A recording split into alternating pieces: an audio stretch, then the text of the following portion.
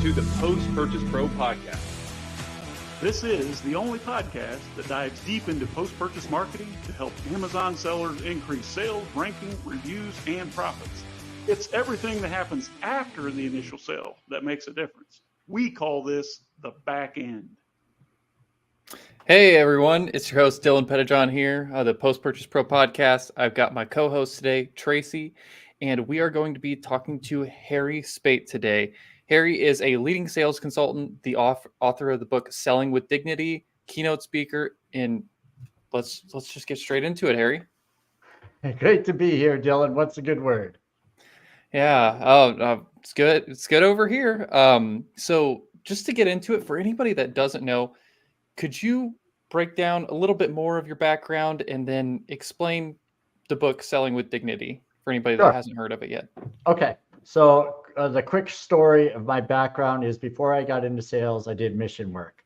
So really servant-minded background, lived a few years in the Dominican Republic, had a great time, left that lifestyle in my mid-30s, got into sales, and through some connections I had, struggled mightily at first because I couldn't close a door. I didn't know I have any business acumen, but eventually figured out that I could serve people and learn to ask for the business.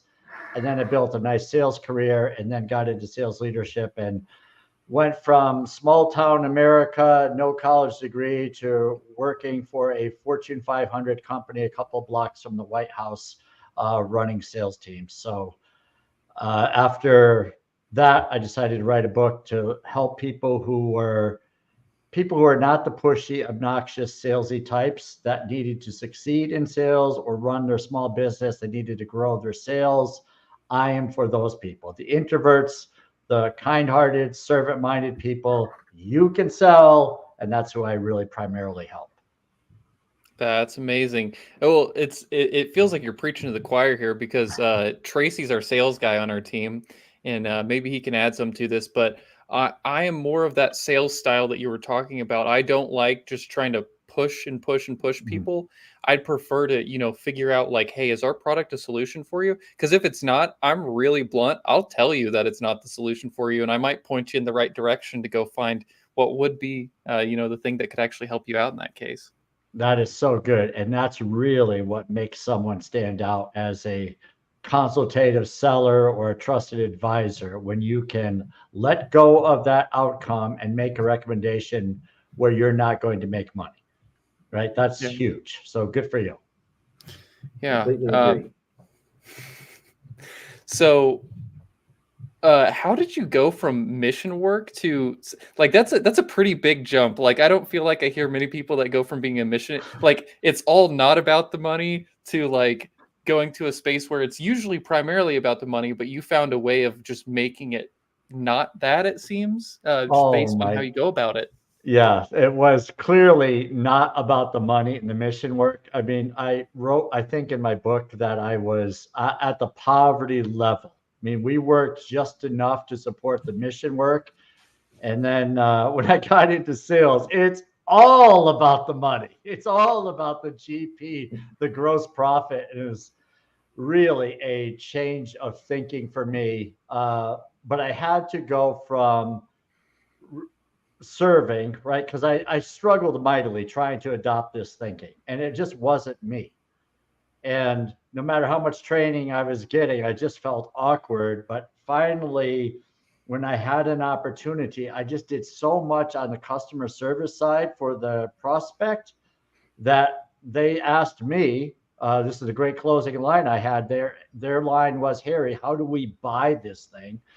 And it was a $50,000 color printer at the time. And, I had asked my manager, how do I draw paperwork? I didn't even know how to do that. But it all came together. And from that, I said, I can outserve my competition because no one's thinking like this. They're all thinking about the sale. I'm going to think about serving, and we'll see if that's my separator, my differentiator, if you will. And it really came to be that way. So I know for like some people, they sell out of necessity. Like, and what I mean by that is if you're in a 100% 100% commission-based position, like you can feel the pressure to have to sell. So how are you able to, I mean, yeah, how are you able to navigate that is really what I'm trying to ask, because I know in sometimes for salespeople, if you're not really good at saving, it can get tight. I used to be in the mortgage industry, and I know like it was 100% commission at the office I was at. So people would get pretty serious at sometimes. Yeah, there's a couple of answers for that. One is live within your means. I mean, I was taught to have I forgot what the term they used, but like I needed to make money because I had a very expensive lifestyle. That's what people wanted in the corporate world, is to have salespeople with expensive lifestyles so that they would have the pressure to sell everyone. I bought into that for a while, and it's not fun. So that's a mistake, is like live within your means, understand what you're really striving for. And I just felt like, well, I'm making so much money, I'll just keep buying, have more debt, and not a smart move. But that's another subject. The thing that I worked with in the beginning was, since I didn't have any money and I needed to sell, someone, I think it might have been Brian Tracy or Tom Hopkins, I was doing a lot of reading at the time, and one of them said something along the lines, act like you want the sale, but not need the sale. And there's a huge difference, right? Where you're willing to serve, you're going the extra mile, you're asking for the business, but you're not needy. And that's where, in all honesty, is I think acting came in, where you just said, I got to and people will say today is remove the emotion from it, which is hard to do, but you have to act like you don't need it and just deal with that. And the more you can do that, the calmer you are, the better it'll be for the outcome. What's your thought on that? Yeah. Well, Tracy, I want to see what you think about this, but I mean, from my perspective, that's pretty solid. I'm a huge fan of living within your means. I wouldn't quite say that I'm a Dave Ramsey fan, but I do like the idea of, you don't need the Mercedes. You can get a Honda. You don't need the massive house. You can get a house that makes sense. I mean, of course, there's always a thing, and I feel like this is pretty prevalent. Like I used to work at a brokerage, so people want to show other people that they got cool things. And I think one thing that I really just never felt like I had to connect with that, because I was like, why would I pay? I don't know. For example, I think the average car payment right now, and if you make it a Mercedes, it's probably more, but like around $1,000 a month. And then by the time you add in interest and everything like that, and then you got a mortgage payment on top of that, that's a huge drag if you're a salesperson, that you have to perform. And, being able to take as much out of that as you can, to where you're like, I really want to be that guy to sell this to you. And if you need this, I totally will. But at the same time, if it just doesn't make sense, I totally understand in that same case. I mean, I feel that. Yeah, totally. And, I'd like to say I didn't make mistakes, but I made the mistakes.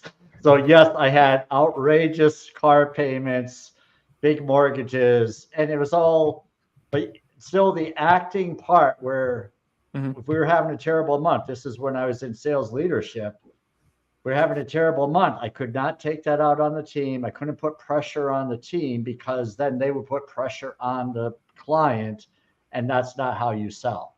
So you just got to roll with the punches and deal with the choices we make in life, but never take it out on the client. I've heard sales reps say over the years, well, I've got to earn a living to the client. Oh, wow. And that's just, appalling. Wow. That someone would say something like that, where I pretty much had to walk out of the room and like, what am I hearing? But this is what some people say in sales will shock you. And that's just, I'm in the opposite world. Always be serving and ask for the order politely. And if they say, as much as we said we wanted to do it this month or this quarter, this came up and we can't. And, so, that's where you have to deal with the frustration a little bit and just work with it. That makes sense. I couldn't agree more. Awesome. I've trained hundreds of sales reps over the years. Yeah. And if you forget about the commission and always do the right thing for the customer, the commissions will come. Those that reverse that tend to be less effective and less results and a lot more stress. But always be doing the right thing for the customer and solving a problem, a need, and delivering results. And the sales will come. You don't have to play a bunch of games and stressful pushing, in my experience. 100% agree with you, Kyle. I chuckle when sales people and business owners, so they're counting the money before they have the order. And then if they have to negotiate or something changes, they're then disappointed with the order. Mm-hmm. And they'll say things like, I should have made this. And it's like, no, be happy with what you have. It was your mistake to count something that wasn't done. Right? So it's never done until it's done. And that's when you should be grateful that you have that versus disappointed, because that shows. It ends up showing one way or another. Yeah. So one question I had, in going back to the team component of that, how, if you were having a bad, for example, bad week, bad month, bad quarter, and you can't really, I don't want to say take it out on the team. That's the words you use specifically, but how would you be able to relay that to the team to, like, get that? I don't want to put pressure on them, but at the same time, we got to get back to our metrics that we should be at. Yeah. I mean, it really comes down to, first of all, I have a sense of humor. And as much as in a publicly held company, there is tons of stress with forecasting. And the worse you do, the more the forecasts come. So it's really, it goes with the game. When you're smoothing along, sailing, it's like, oh, Harry and his team, they're great. We don't have to worry about them. What's your number? And not talk to me until like maybe the middle of the month and say, are we tracking stuff? Yep, we're tracking. Good. See you at the end of the month. That's when everything is smooth sailing. When you have the down quarter and you start off with a weak month, then you say we're going to make up for it. And it's like, is everyone on board? How's our activity looking? We're trying to drive activity, but then there's head trash because the last month wasn't great. And then you start putting pressure on yourself. And this kind of makes things go from bad to worse, and then worser, if that's a word. And you can have a terrible quarter. But if you're doing the right things, it comes around. And so you look at the year and you say, after you do this for a while, I say, I just don't want a bad quarter. I may have a bad month or two. If I can get out of having a couple of bad months, that's okay. That's even better. But you really want to try to avoid, how do I avoid a bad quarter? That bad quarter might be the first quarter of the year, might be the fourth quarter, but you want to try to increase the activity so you don't repeat the same result. It's the way I handle that over time. No, that makes a lot of sense. I feel like this is one of those times where I feel like a lot of it is feast or famine in sales, especially like late December, early January, because people are readjusting budgets and changing everything. Like realigning their goals for the next year. That makes sense. So you're essentially saying, like, to avoid focusing on the pressure, I guess. You're saying keep a positive mind and like focus on like, hey, this has been like this for the past month. This doesn't last forever. We just got to keep chugging along and it'll get back to normal. Exactly. And it's where faith is a little bit. It's you have to trust the process, that if you're doing the right things. Now, if you're not doing the activity, you can't expect different results. But if you're making the calls, and I would focus, what can we control? We cannot control when people sign paperwork.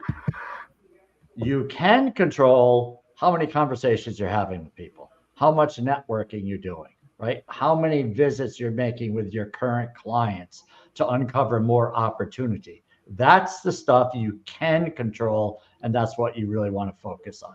The paperwork will, using the proverbial funnel, will come in when it comes in. When you make the ask, they say, well, not this week, but maybe in a couple of weeks. You schedule the follow-up. You do that and you leave it. And then you go back to your activity. Say, look, I got to visit more people. I got to make more calls and go right at it, right? Because you can control what you do. Gotcha. I'm sure you've received tons of feedback from speaking, and you've got the book out and everything.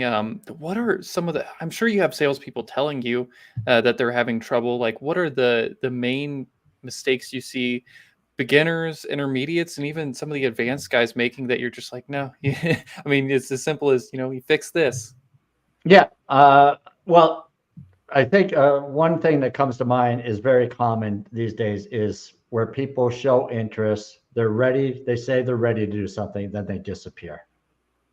And, sales reps, business owners are sending emails and, they feel like they lost it, and it gets annoying the number of emails and calls they make.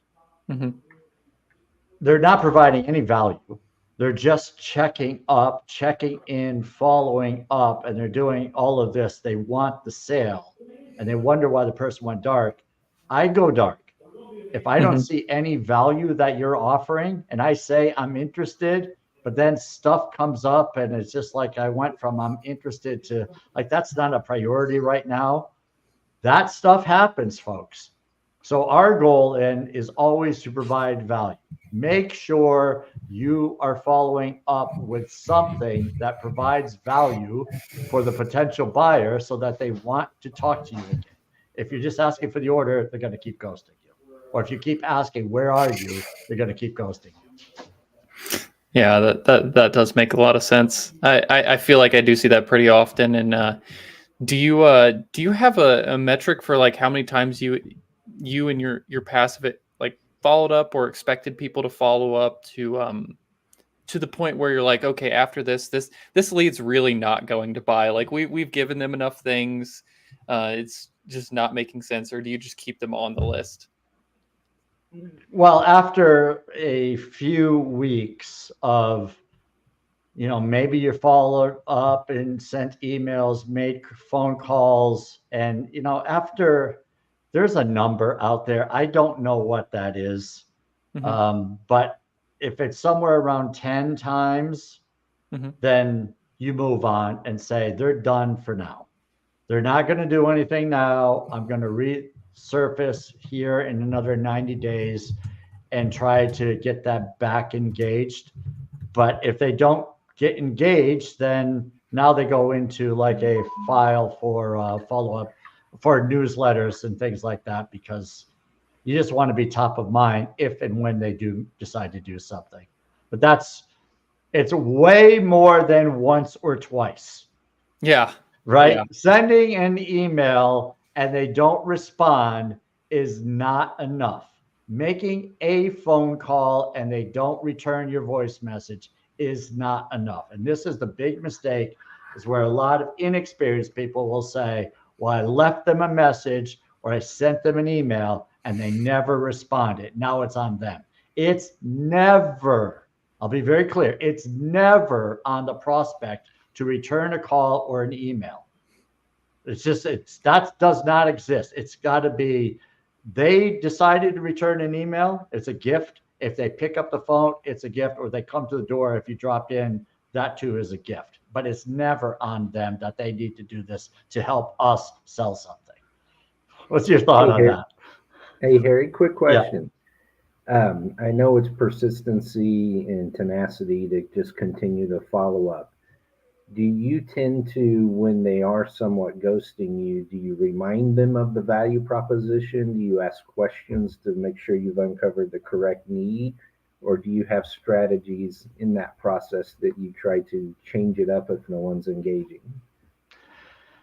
Yeah, that's a good question. I mean, some people recommend, like, obviously you're busy at this point. This is going to be my last email for now, unless you say something. And does that work? It may work a few times. I'm really of the mindset, though, is that here's an article.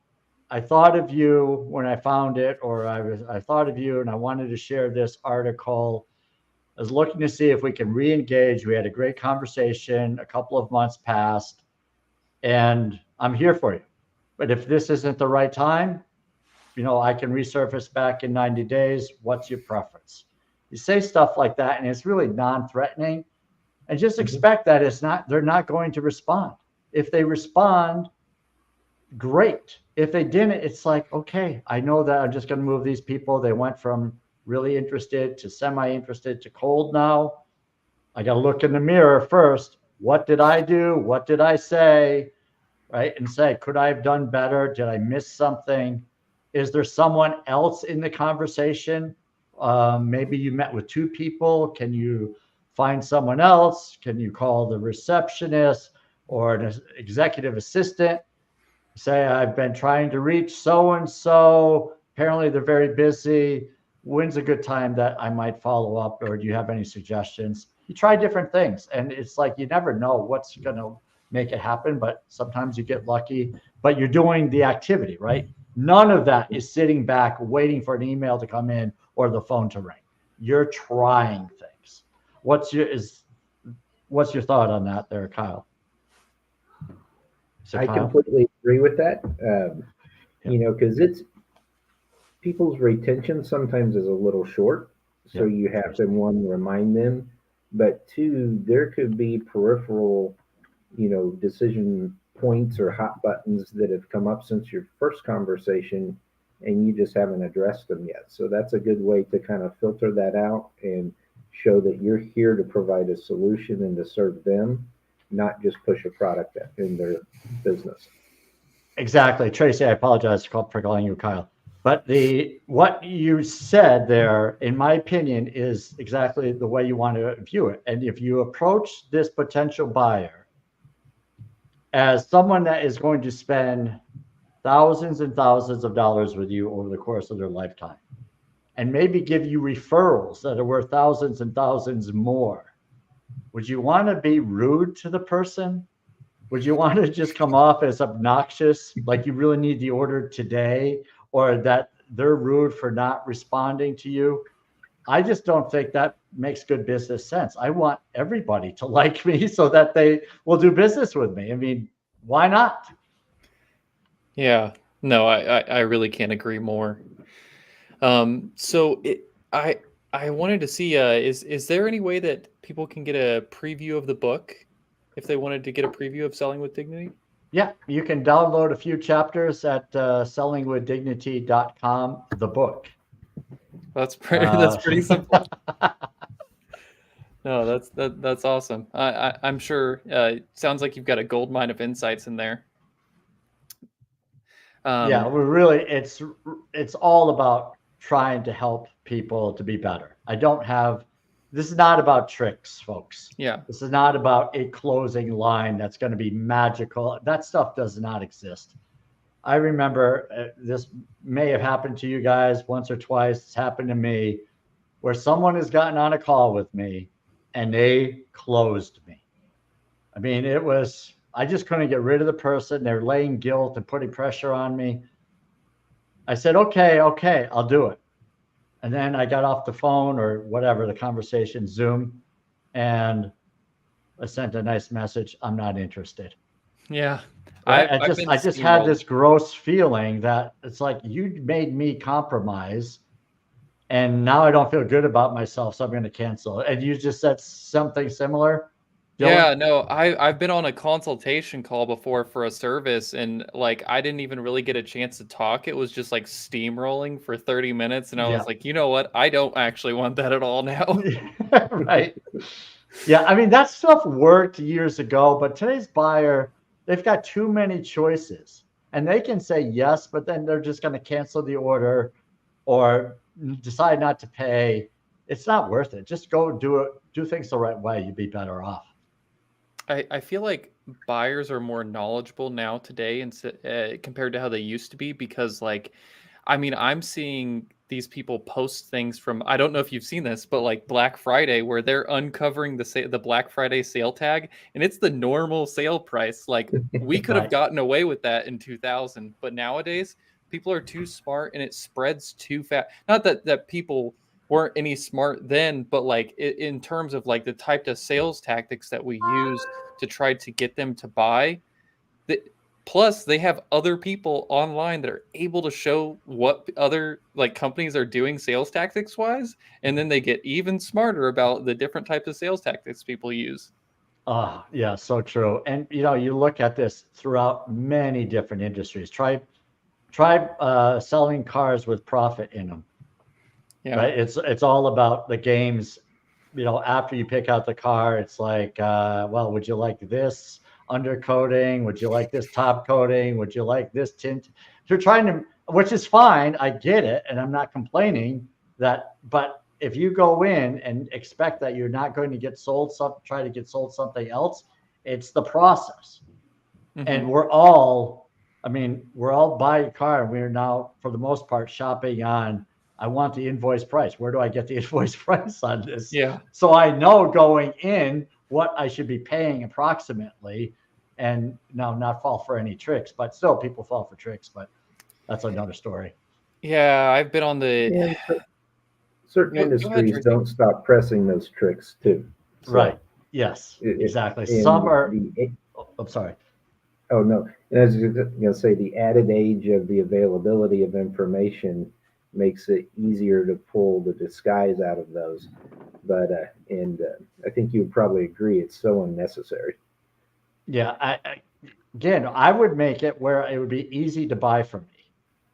If I was selling in an industry, let's just pick on the car industry. I think there's a lot of great car dealers that are doing things the right way, and there's some that are really old school.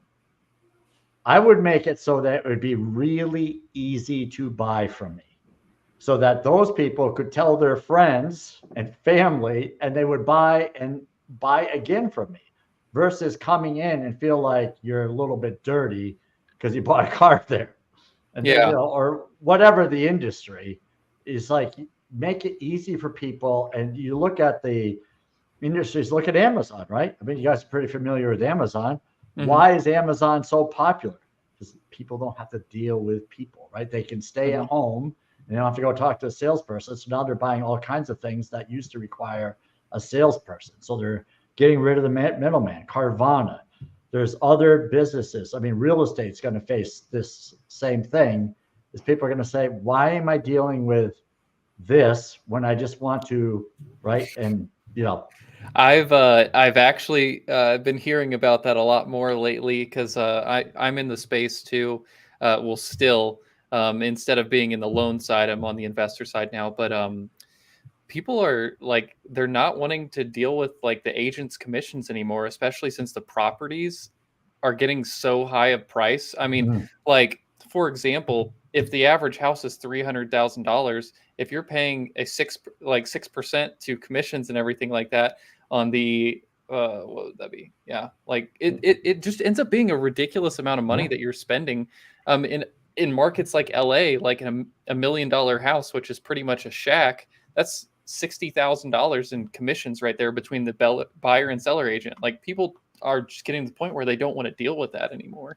Yeah, exactly. So there's going to be pressure from the consumer, and that the consumers typically win out. I mean, this is an age where you can't really hold on to stuff that's been done this way for 100 years. Right? Saying, well, it's been done this way for 100 years does not exactly give this generation much thought as to why can't it be changed. That doesn't matter, right? Yeah. Well, I mean, you can look at it too as like, for example, I know that when I first created a investment account, it was like $20 was the transaction each way. So like buying a stock, for example, or an ETF, it was $20 to pay Scott Trade to place the order. And then if I wanted to sell it, it was $20 to place the trade. Now they have the commission-free brokerages. I mean, it's crazy that I mean, there's some other thing that's been able to change and why they were able to do that, but at the same time, people are pushing down, like, it seems like, on all those different directions. And like the style that you preach, and I preach might not be the right word, but it fits perfectly with my background. it fits perfectly with the missionary. Yeah, and then Tracy also loves, and I really feel it as well, the consultative style of just like focusing on what does this person need? Do they need this? Right. Will this help them a lot? Because I feel way more comfortable selling somebody something if I know that their life will be better if they have this service or product in their life. Yep. And it makes perfect sense. So here's a thought. Like I used to sell this $50,000 device. It was a color printer, really in the late 90s, sold to corporations, and you also in print shops. Nobody was in the market for a $50,000 printer. Okay, no one was calling saying, I need to buy a $50,000 printer. They wanted to spend maybe $2,000 on a printer. Could a $2,000 printer could you show an ROI on a $50,000 printer compared to a $2,000 printer? The answer is yes.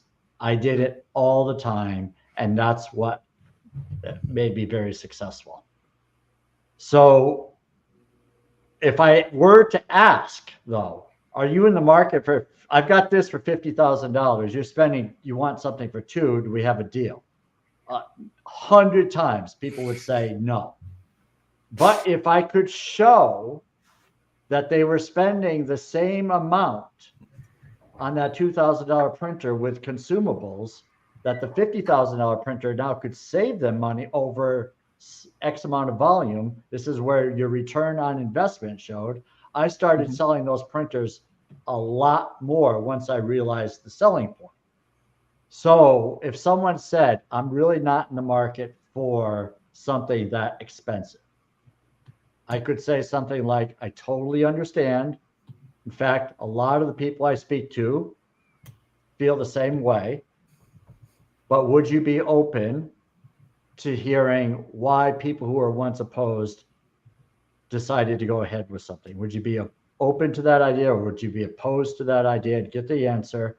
And now you share your return on investment. So the difference where I was, so like when people say persistence, it's persistence with education.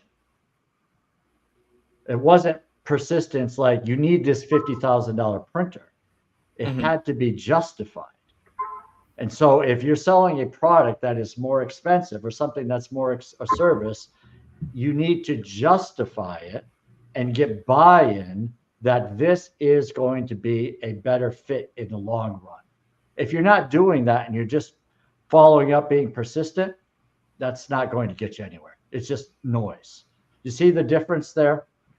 Yeah, no, I mean, that makes a lot of sense. Tracy, you Hey, were going to Harry, say? do you build all your conversations all around kind of the primary principle of ROI in the education side? Not all of them, but a lot of them, because it's a lot can be broken down. I mean, this comes from, it might have come from Tom Hopkins. A line that he used years ago was the reduction to the ridiculous. I mean, that just came up in my memory here. So thank you for that, Tracy. But it was like, for the price of the cup of coffee a day, whatever that is, right? If it's not a cup of coffee, but if it's, a tank of gas a week, or whatever the analogy is, that can be very helpful. And people are still using that today to help people say, look, I'm not looking at this like charities, nonprofits will do this all the time for 97 cents a day, right?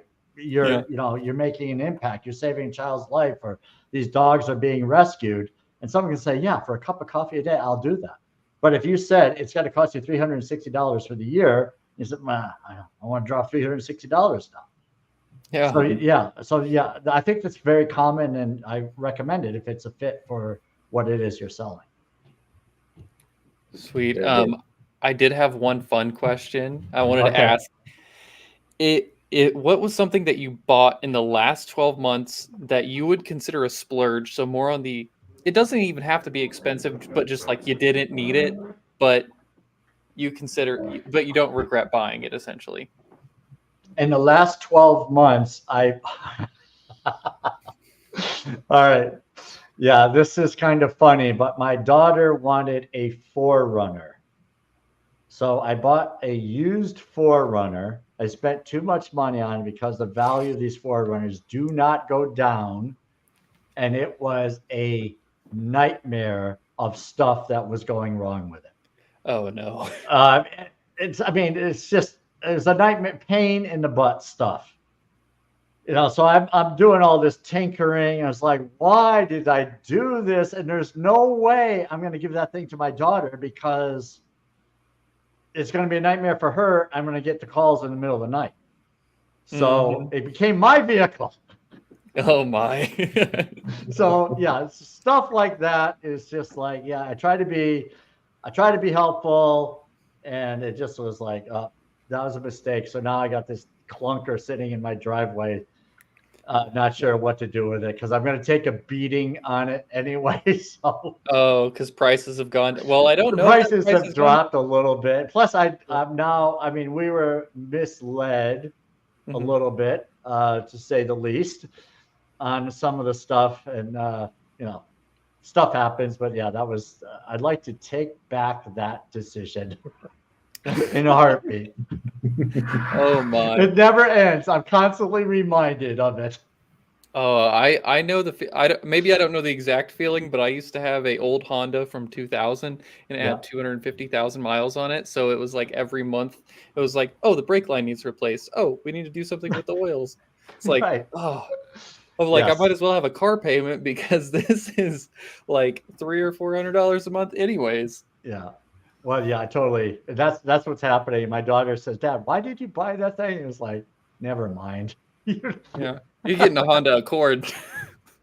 Yeah, silly. It's all good though. But yes, that's the fun times of the life of Harry Spaight at times. Yeah. Some good decisions, some not so good. Oh, we all have them. Exactly. But if there was really like one thing that you think, if we took everything we've talked about so far in the podcast and you condensed it down to something that the listener should take away, what would that be? If you're not great at sales, get great at sales because it will change your life. And if you think that because you don't like sales and you have a small business and you say things like, I'm really not good at sales, and you accept that, that's like saying, I really don't like money and I don't need it, and I'm going to expect to make money, right? Because selling is the key to the growth of your business. You're going to have to sell to your clients, future sales to your clients. You're selling to employees. You're selling to investors. You're selling all the time. So I would work at getting good at it. I did change my life. I went from, very poor to doing pretty well.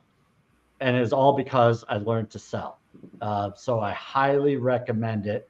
And don't be blaming the prospect or the client for not buying. Look in the mirror, because either you're talking to the wrong person or you're not providing enough value for them to see that you actually can solve a problem that they have. So those would be my summary tips, if that works for you.